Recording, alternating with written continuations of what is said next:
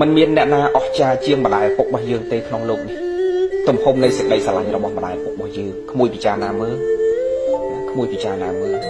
ហើយរឿងអីដែលយើងទាំងអស់គ្នាម្ដាយឪពុករបស់យើងគ្រាន់តែទូមានព្រាមបណ្ដៅពាក្យសម្ដីតិចតួច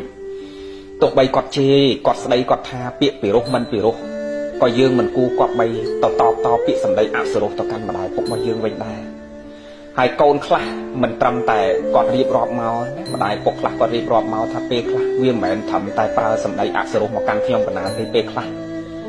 វាហ៊ានវាយតប់ខ្ញុំកណាទៅទៀតបន្ទុះសារាយនឹងខ្ញុំកណាទៅទៀតអាត្មាក្រំលឺសូរចឹងក្មួយហើយ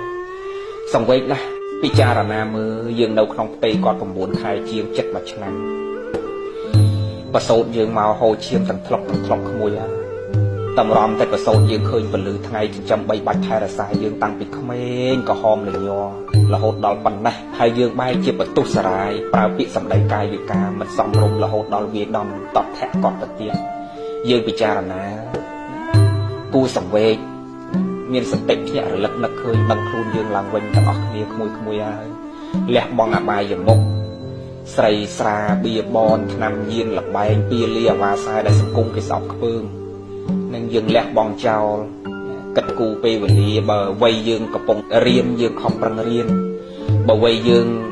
កំពុងតែធ្វើការចិញ្ចឹមជីវិតយើងប្រឹងធ្វើការបើវ័យយើងកំពុងតែមានប្តីមានប្រពន្ធក៏បីមើលគ្រួសារប្តីប្រពន្ធយើងឲ្យល្អហើយគោរពប្រតិបត្តិចំពោះម្ដាយឪពុករបស់យើងក្មួយ